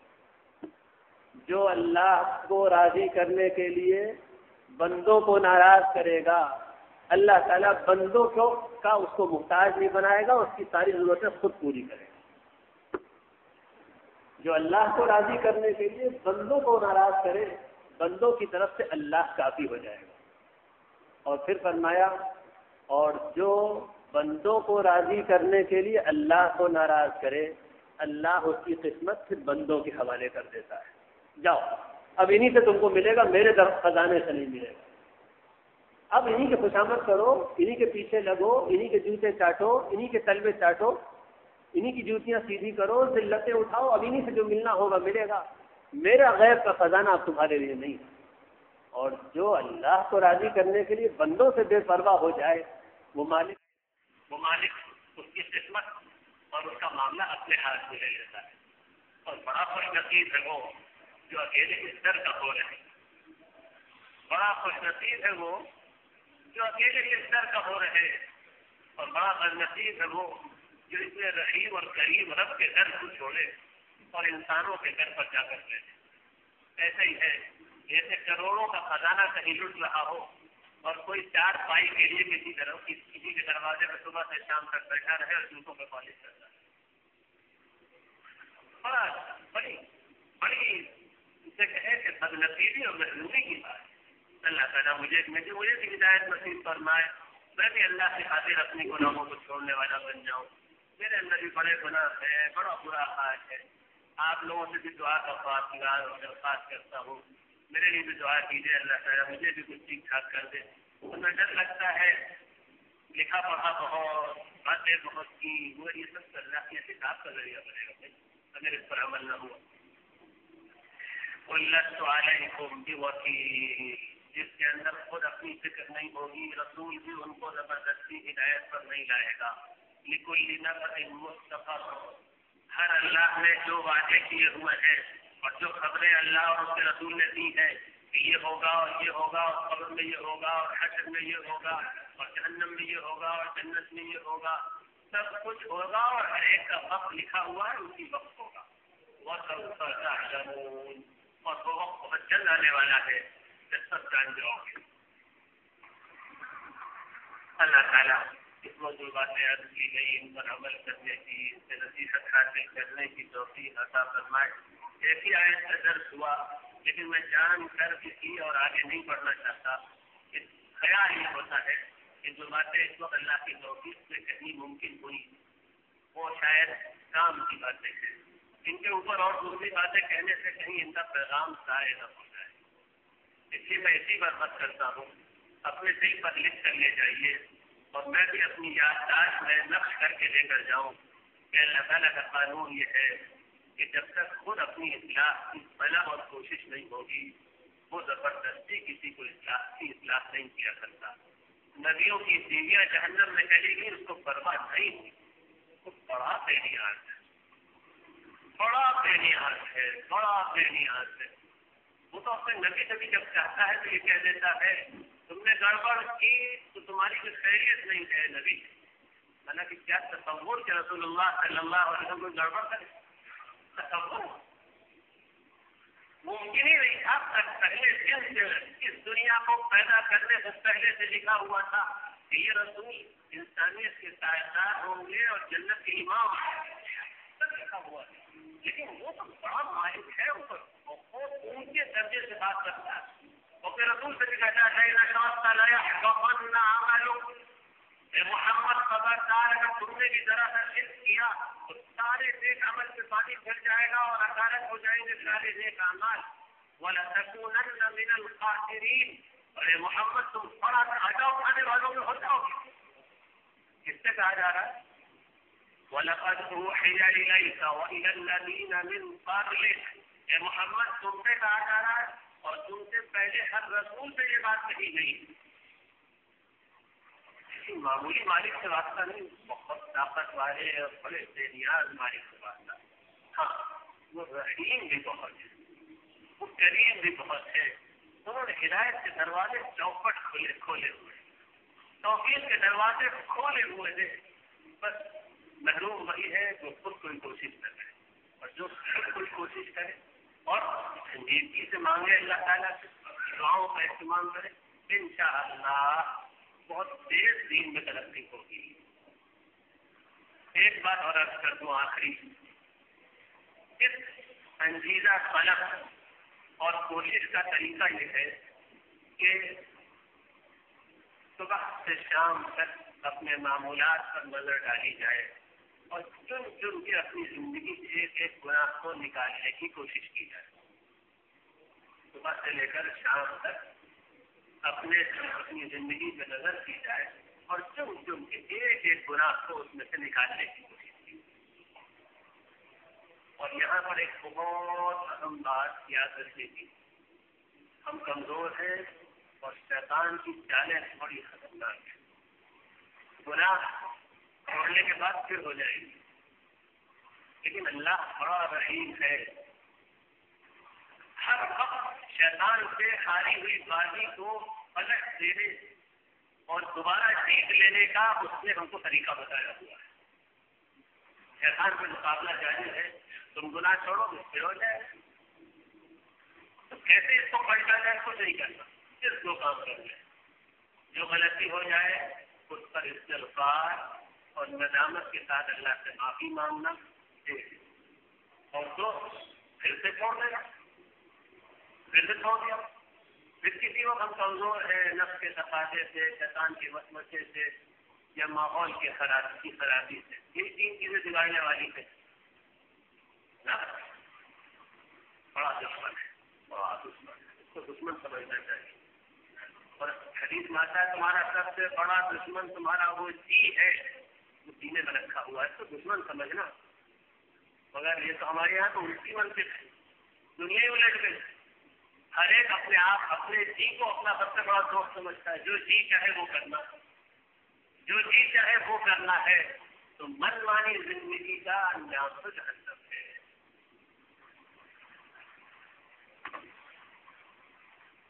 نفس, شیطان اور ماحول, ان تینوں کے تقاضوں سے پھر گناہ ہو جائے. کیا کرو, معافی مانگ لو اور آج کے لیے پھر چھوڑو. بس یہی انشاءاللہ نجات کے لیے کافی ہے. چھوڑ دینا, جو ہو جائے اس پر معافی مانگ لینا. ایک بات تو یہ کرنی ہے. دوسری بات, ضروری حد تک دین سیکھنا, یہ بہت بڑا فرض ہے. ہمیں اپنی زندگی میں جتنے دین پر عمل کرنا ہے, کتابوں کے ذریعے, علماء سے پوچھ کر, بہرحال ضروری حد تک اپنی ضرورت پر دین سیکھنا اور اس کے سلسلے میں مشورہ کرنا کہ ہمیں کیا پڑھنا چاہیے. کسی عالم سے یہ مشورہ کرنا کہ ہم کیا پڑھ لیں. دو بات. تیسری چیز جو جسے کہیں کہ دین پر چلنے کی اندرونی اسپرٹ پیدا کرنے والی ہے, اور اس کے بغیر دین پر کوئی نہیں چل سکتا, وہ ہے ذکر اور دعا. 24 گھنٹے میں تھوڑا سا وقت اللہ کی یاد.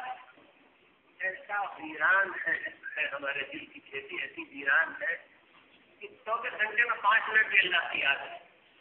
نماز بھی قانونی کھانا پوری والی پڑھ لیتے ہیں, اس میں بھی اللہ کی یاد کہاں ہوتی ہے. ہماری نماز میں تو اللہ کی یاد نہیں ہوتی. 24 گھنٹے میں 10 منٹ تنہائی میں بیٹھ کر اللہ کی یاد. کچھ نہ ہو تو اس میں 3-4 تسبیحات دن میں پڑھ لیا کریں. مثلا ایک تسبیح استغفار کی پڑھ لیا کریں, ایک تسبیح درود شریف کی پڑھ لیا کریں, ایک تسبیح تیسرے کلمے کی پڑھ لیا. 24 گھنٹے میں سے یہ 3 تسبیح ہے. ایک ساتھ مشکل ہوگی تو صبح سب سے پہلے ایک تسبیح تیسرے کلمے کی گھر سے جانے سے, اپنے کاموں پر جانے سے پہلے پڑھی. اپنے کاموں پر جانے سے پہلے باوضو ہو کر مصلی پر ایک تسبیح ہاتھ میں لی, تیسرے کلمے کی ایک تسبیح پڑھی. سبحان اللہ والحمد للہ ولا الہ الا اللہ واللہ اکبر ولا حول ولا قوۃ الا باللہ. 100 مرتبہ پڑھنے میں 10 سے لے کر 15 منٹ تک لگتے ہیں, 12 منٹ لگتے ہیں. سبحان اللہ والحمد للہ ولا الہ الا اللہ واللہ اکبر ولا حول ولا قوۃ الا باللہ. ایک تسبیح صبح کو گھر سے نکلنے سے کریے.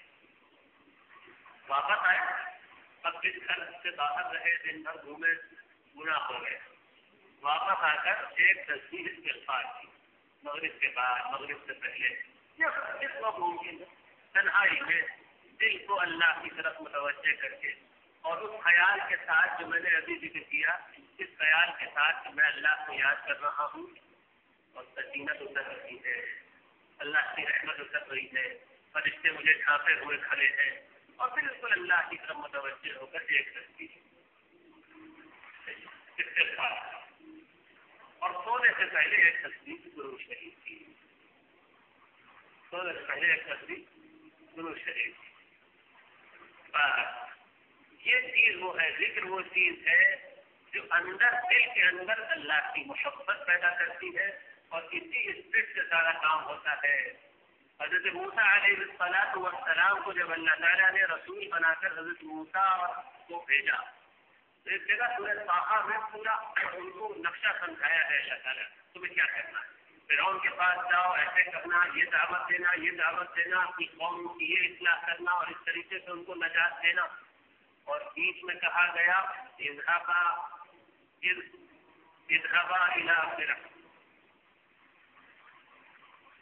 بیچ میں کہا گیا ولا تنیا فی ذکری، موسیٰ اور ہارون دعوت کی اس مشغولیت میں اور دین کی اس جدوجہد میں کہیں ایسا نہ ہو کہ ذکر میں کمی ہو جائے. ولا تنیا فی ذکری، میرے ذکر میں کوئی کمزوری مت دکھانا.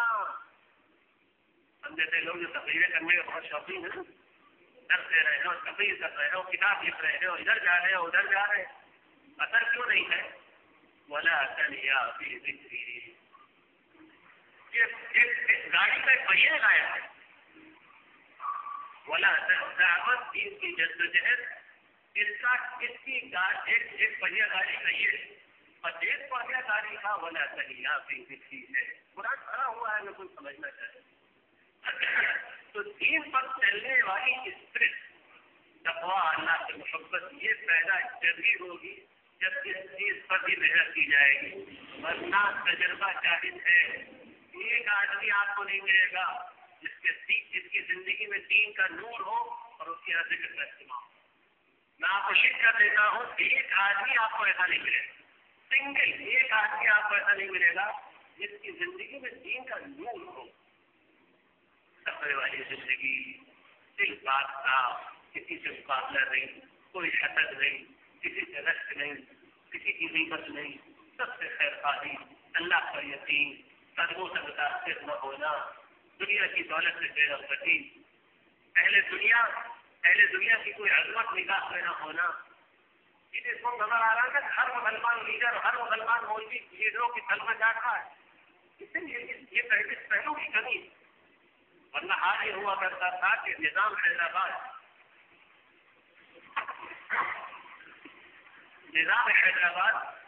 سب سے بڑی مسلم ریاست تھی. حیدرآباد مسلم ریاست، نظام آئے کہاں؟ حضرت مولانا فضل الرحمان گنج مراد آبادی کے پاس، یہیں گنج مراد آباد گناؤں کے پاس. اپنے وقت بہت بڑے عالم اور بزرگ تھے. علی گڑھ کے بانی اور ندوے کے بانی سے مولانا حبیب الرحمان خان شیروانی، وہ نواب تھے ایک ریاست کے وقت، اور بڑے نواب تھے. انگریزوں کی طرف سے ان کو صدریار جنگ کا لقب ملا ہوا، اور علی گڑھ کے بانیوں میں سلطنت کے خاص معاونین تھے. انہوں نے عجیب واقعہ لکھا ہے. انہوں نے لکھا کہ نظام حیدرآباد ملنے کے لیے آئے حضرت مولانا فضل الرحمان گنج مراد آبادی سے، اور میں اتفاق ایسا کہ جس دن وہ گنج مراد آباد ملنے کے لیے آئے اس کے اگلے دن میں گنج مراد آباد پہنچا. تو لکھا ہے کہ ہردوئی سے لکھنؤ اور لکھنؤ سے اناؤ جہاں بھی گیا، جس محفل میں بھی گیا، ہر محفل نظام کے تذکرے سے پوچھ رہی تھی. نظام آئے تھے، نظام فلاں سے ملے، نظام نے یہ کہا، نظام فلاں کیا گیا، فلاں نام ملے. ہر محفل نظام کے تذکرے سے. اور اس کا بڑا بادشاہ آیا تھا، وہ کہنے لگے، اور جہاں وہ آیا تھا اس سے ملنے کے لیے، اس کے یہاں پہنچے تو کسی چپراسی کے منہ سے بھی نظام کا تذکرہ نہیں سنا. جب ہم گنج مراد آباد پہنچے تو خانقاہ کے کسی خادم کی منہ کی زبان سے بھی نظام کا تذکرہ نہیں سنا. یہ فرق ہے علماء ظاہر میں اور حقیقی دیندار علماء. اور ان کی صحبت کی یہ تاثیر ہوتی ہے، کہ کسی خانقاہ کے تعلیمات حدیث پڑھنے والے طالب علم میں بہت آ کرتے ہیں. کسی طالب علم سے بھی نہیں سنا کہ کسی نے کہا کل نظام آئے تھے یہاں. حالانکہ نظام نہ لکھنؤ آئے تھے، نہ اناؤ آئے تھے، نہ کانپور آئے تھے، نہ ہردوئی آئے تھے. نظام تو گنج مراد آباد آئے تھے. جہاں آئے تھے وہاں ہی ان کا کوئی تذکرہ کرنے والا نہیں تھا، اور راستے والے سب رش بھری نگاہوں سے ان کو دیکھ رہے تھے اور منہ میں راج چپک رہی تھی اور ہر ایک ان کا تذکرہ کر رہا تھا. یہ ہے حقیقی دین کا مزہ، یہ ہے حقیقی دین کا مزہ. اور جب ان بندوں کو کوئی دیکھ لیتا ہے تو قسم بخدا پھر کوئی دیکھتا نہیں نگاہوں. جب ان بندوں کو کوئی دیکھ لیتا ہے تو پھر ان کے سامنے کوئی دیکھتا نہیں ہے. اللہ تعالیٰ توفیق نصیب فرمائے. ساری بات کا حاصل یہ ہے کہ ہم سب لوگ اپنی حالت پر قناعت نہ کریں، مطمئن کریں، ترقی کرنے کی کوشش کریں، اپنی اصلاح کی کوشش کریں. اور 3 باتیں اس میں ذکر کی میں نے. نمبر 1، اپنی 24 گھنٹے کی زندگی پر نظر ڈالیں اور سوچیں ہم کون کون سے گناہ کرتے ہیں. افسوس ہمارا حال تو یہ ہے کہ ہمیں اپنے گناہوں کا بھی پتہ نہیں کہ ہم کیا گناہ کرتے ہیں. بلکہ بعض بزرگوں نے تو علاج کے لیے دوسرے لوگ متنبع نہیں ہوتے، اس کی حضرت تھانوی رحمۃ اللہ علیہ بہت سے لوگوں کو کہا کرتے تھے لسٹ تیار کرو اپنے گناہوں کی، لسٹ تیار کرو اپنے گناہوں کی، لسٹ لاؤ. اور اندازہ کر لیتے تھے کہ اس آدمی کی نگاہ کا اس کی نگاہ گئی ہی نہیں اپنے پورے گناہوں کی طرف، اس لیے وہ لسٹ نامکمل ہے. اور اہل اللہ کو بندوں کے چہروں سے گناہوں کا اندازہ ہو جاتا ہے. ابھی پرسوں کا واقعہ ہے، ایک اللہ کے بندے نے ایک طالب علم کو بلایا، جاؤ اشور فجر کی نماز نہیں پڑھی. ایک عالم نے ابھی پرسوں کی بات ہے، ایک طالب علم کو بلایا، جاؤ اشور فجر کی نماز نہیں پڑھی. اب فرض کرتا نظر ہزاروں طالب سامنے گھوم گئے. اللہ کے نیک بندوں کو چہروں سے گناہوں کا اندازہ ہو جاتا ہے. بلکہ حضرت مولانا زکریا صاحب رحمۃ اللہ علیہ نے لکھا اس کے لیے بہت زیادہ ذہین ہونے کی ضرورت کی نہیں، محسوس ہونے لگتا ہے. تو میں عرض کر رہا تھا کہ جب وہ شخص اپنے گناہ لکھ کر لایا کرتا تھا تو حضرت کہتے تھے تم نے ابھی تمہارا ذہن نہیں گیا اپنے گناہوں کی طرف. جاؤ فلاں کتاب ہے جس میں گناہوں کی لسٹ دی گئی، اس لسٹ کو پڑھو اور اس کے بعد دیکھو اس میں سے اور کون کون سے گناہ تمہارے اندر ہے اور چھوٹ گئے. اور کوئی ایک لسٹ لے کر آتا تھا تو بہت لمبی ہوا کرتی تھی. تو ہم لوگوں کا مسئلہ یہ ہے کہ ہم لوگوں کو اپنے گناہوں کا پتہ بھی نہیں، نسبت ہے اور پتہ ہی نہیں. اب اس کے بعد یہ کرنا پڑتا تھا، یہ گناہ چھوڑنا ہے، یہ گناہ چھوڑنا ہے، یہ گناہ چھوڑنا ہے. لسٹ اگر نہ بھی بنا سکے اپنی کم ہمتی کی وجہ سے تو کم سے کم کچھ گناہوں پر جو ذہن آ جائے کہ یہ گناہ ہے اس کو ٹارگیٹ کر کے چھوڑتے رہیے. انشاءاللہ جب ہم کچھ نظر آنے والے گناہوں کو چھوڑیں گے تو اللہ تعالیٰ ہماری نظر ہمارے ان گناہوں کی طرف سے کر دے گا جو ہمیں اب نظر نہیں آ رہے، بعد میں انشاءاللہ چھوٹ جائے گا. دوسری بات میں نے یہ کہی گناہوں کو چھوڑنا. دوسرا اس دین کا ضروری ہے. جس کا مثلا ہم جو کاروبار کرتے ہیں اس کے بارے میں دین کا ضروری علم حاصل. یہ بڑی غلطی ہے. ہم میں سے بہت سے لوگ روزہ نماز پکڑ لیتے ہیں، کبھی بڑے سے پوچھتے بھی نہیں کہ ہم جو کاروبار کر رہے ہیں وہ حلال بھی ہے حرام. ایک صاحب نے آ کر ایک مسئلہ پوچھا، اچھے خاصے ماشاء اللہ ایک دینی کارکن بنے ہوئے تھے، روزہ نماز کرتے تھے، اللہ کی طرف لوگوں کو بلاتے تھے. کہا ہمارا کاروبار کا یہ طریقہ ہو رہا ہے تو حرام. حرام ہم تو 40 سال سے کر رہے ہیں. ارے بھائی آپ نے پوچھا ہی نہیں کسی سے 40 سال سے آپ حرام کما رہے تھے تو اللہ کے دین کا کیا نقصان. جو کاروبار ہے، جو خریدنا ہے، جو بیچنا ہے، وراثت کا جو آج ہے وہ کس طرح تقسیم ہوتی ہے، اللہ کے عالم بندے سے اپنی ضرورت پر دین کا علم حاصل ہونا چاہیے. اور تیسری چیز ذکر اور دعا. 3 تسبیحات کا میں نے ذکر کیا. صبح کو گھر سے جانے سے پہلے تیسرا کلمہ سبحان اللہ الحمدللہ اللہ اکبر ولا حول ولا قوة ولا الہ الا اللہ اللہ اکبر ولا حول ولا قوة الا باللہ. شام کو گھر لوٹنے کے بعد مغرب کے آس پاس 100 مرتبہ استغفار، استغفر اللہ استغفر اللہ استغفر اللہ. مختصر سا یہ ہو گیا. اور اگر دل لگ رہا ہے تو بڑا اچھا ہے کہ وہ تصویر 100 مرتبہ پڑھی جائے جو رسول اللہ صلی اللہ علیہ وسلم نے ایک مجلس میں 100 مرتبہ پڑھی. استغفر اللہ ربی من کل ذنب واتوب الیہ. اور سوتے وقت 100 مرتبہ درود شریف اللهم صل على سيدنا ومولانا محمد وعلى آل سيدنا ومولانا محمد وبارك وسلم. یہ جو درود شریف یاد ہے اور سب سے مختصر درود شریف ہے صلی اللہ علیہ وسلم. یہ تھوڑا سا ذکر ہو جائے اور نمازوں کے بعد اہتمام سے دعا مانگے اپنی ہدایت کے لیے، گناہوں کو چھوڑنے کے لیے، اللہ کی محبت حاصل ہو جائے، اللہ اپنا مخصوص بندہ بنا دے، اللہ اپنا قرب عطا فرما دے، اللہ اپنی ناراضگی سے بچا دے، جنت عطا فرما دے. یعنی اپنے دین کے لیے دعا مانگی جائے. انشاءاللہ اتنا کوئی کرے گا تو گاڑی پٹری پر آ جائے گی اور دھیرے جیسے چلنے لگے گی. ہماری دین کی گاڑی پٹری سے اتری ہوئی ہے. اللہ تعالیٰ ہم سب کو نیک توفیق عطا فرمائے.